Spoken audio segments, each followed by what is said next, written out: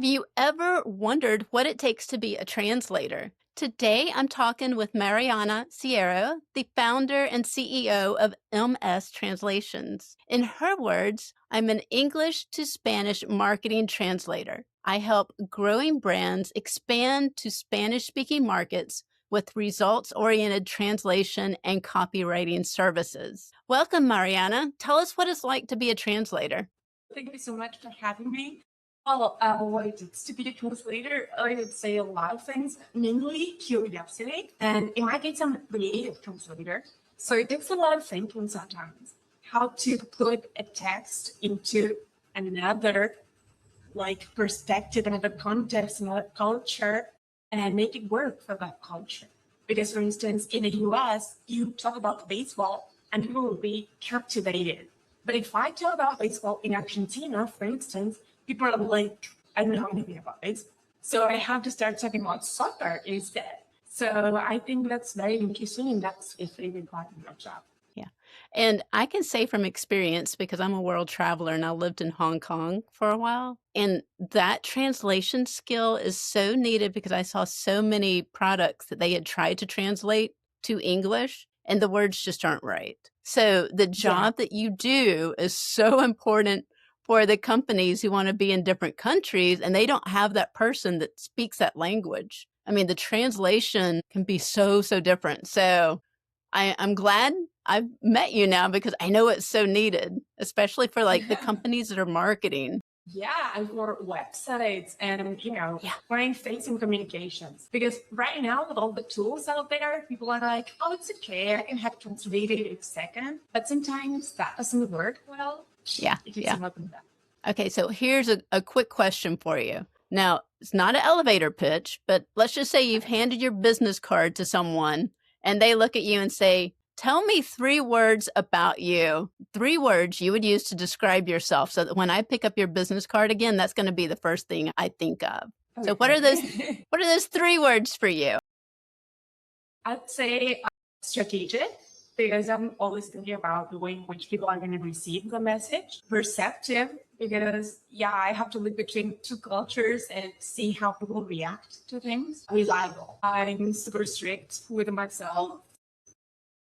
What skill do people underestimate about you the most? Personally, my money skills. Like, whenever I talk to people and I say I'm a translator, they think I'm broke. Yeah. Most translators don't really charge that much, or they haven't been able to build a client base. But actually, yeah, I have, and it's been amazing. This work has allowed me to travel the world and see so many different things, and do what I love every day, hire people. So yeah, I think my visit or money skills are usually underrated. What helped you more, learning how to talk, listen, or recover after messing up? I think learning how to talk, because of my personality growing up, I was so shy. Whenever people would talk to me, I would be like, yes, no, okay. And there was a time in my life in which I realized that wouldn't be enough to connect with people and, be able to get a job or whatever. So I started paying attention and copying people, especially my mom, who's like amazing and she speaks so much. And to be more confident, it's always the best thing you can do when you're learning how to talk, I guess. And with languages, it's the same thing. Like, you can listen to languages all day, but if you don't speak, then you won't develop very good skills. Next question, we're going to wrap it into the book, the Charms book series that I write. Addie is that little 15-year-old inventor who's trying everything. So one of her big things in book 2 is that she is building an e-bike out of scraps. And so she is trying to make this e-bike work. And it's just, they take it out to the test track and it's just one big failure. And so Aunt Loxley looks at her and says, okay, we're going to make this work. I'm going to fund this. You're going to give it another shot. So what is something similar? Like, she learns by trying and failing and trying again. What is a failure that has quietly trained you for success? I was in an American company working as an in-house translator. Suddenly it closed. Like they said, okay, everyone has to go. And I was pregnant. So that was really hard. So I said, okay, I'm going to start teaching English as a second language. And I set up an academy and everything. It's not what I really wanted to do. So it failed like completely. I didn't have clients. I was wasting a lot of time on marketing activities that weren't paying off. And I started waking up like at 5 a.m. to study and to learn how to get more translation points to what I really wanted to do. And not giving up on what I really wanted was the best decision I could have made, because a year later, I decided to close the academy. And even it's a failure, for me, it also taught me something that you have to follow your heart and do what you really want to do.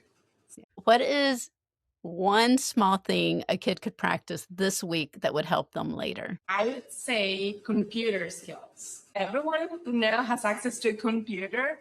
Please use it wisely, because computers are the future. Technical skills are the future. Even if you're going to be a translator like me, if you don't know how to use cat tools and translate it with translations, you're going to be far behind at one point. Whatever you can learn now, from typing to, I don't know, AI, everything's going to be amazing for you when you grow up. You want to know something funny about me? When I was in college and computers had basically just come out, there were no personal computers when I was born. I looked at my professor and said, I don't need to know anything about computers. I'm not going to work on a computer. That couldn't be further from the truth. I rely on my laptop like it is my heart or my lungs. Yes, so that is a great piece of advice. You really do. Computing is another language that needs to be learned. So yes, learn those computers. Thank you for being on the show with us, Mariana. Everyone, go check out what she does at her YouTube channel. She has a YouTube channel, so go check that out. And on LinkedIn and Instagram, her handle is Translations, and you'll find it down below in the link. And thank you for watching Books That Build Skills. If today's story sparked an idea, or it gave you courage, or helped you see what's possible, then it did its job. And remember, skills aren't born, they are built. One choice, one challenge, one brave step at a time. So hit subscribe, share this with someone who needs it, and keep exploring, building, and reading, and dreaming big. I'm Loxley Brown. This is Books That Build Skills. And you're just getting started.